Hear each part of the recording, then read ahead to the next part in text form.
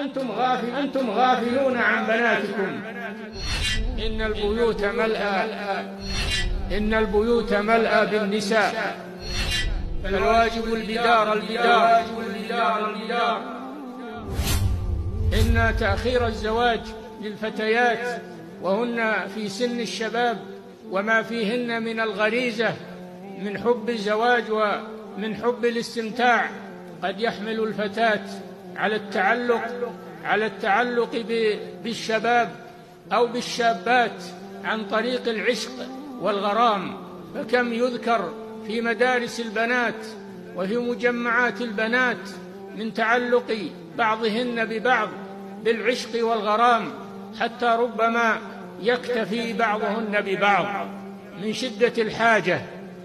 وأشد من ذلك أن الفتاة ما دامت في سن الفتوة فإن الفساق يغازلونها ويخاطبونها، خصوصا بواسطة الجوالات والإنترنت وغير ذلك من وسائل الاتصال، فهي في بيت أهلها صورة، وأما قلبها وأما رغبتها فهي مع من يخاطبها ويكلمها من البعد، لأن الفتاة لا بد لها من زوج، لا بد من تنفيذ ما فيها من الرغبة إلى الرجال، إما عن طريق الحلال وإما عن طريق الحرام. فإذا فاتها الحلال صارت عرضة لالتماس الحرام، لا سيما والمغريات كما تعلمون في وسائل الإعلام وفي وسائل الاتصالات وفي الاختلاط بين الفتيات في المدارس وغيرها. فإن ما يذكر عن تجمعات الفتيات يندى له الجبين. فاتقوا الله عباد الله، فالواجب البدار تزويج الفتيات في سن الزواج الذي يرغب بهن الرجال قبل أن تفوت هذه الرغبة فتبور النساء وتتعطل في بيوت آبائهن، لا تدرون ماذا يحصل لهن.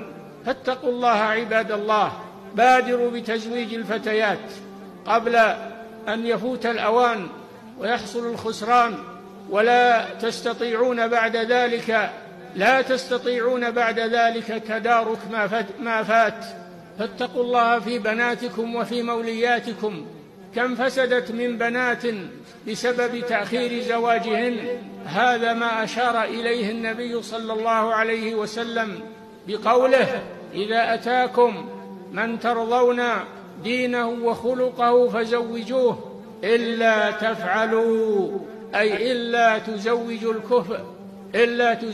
الكفء إذا جاء تكن فتنة في الأرض وفساد كبير، وفي رواية وفساد عريض.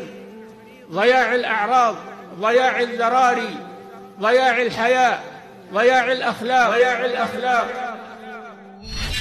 وإنما الأمم الأخلاق ما بقيت، فإنهم ذهبت أخلاقهم ذهبوا.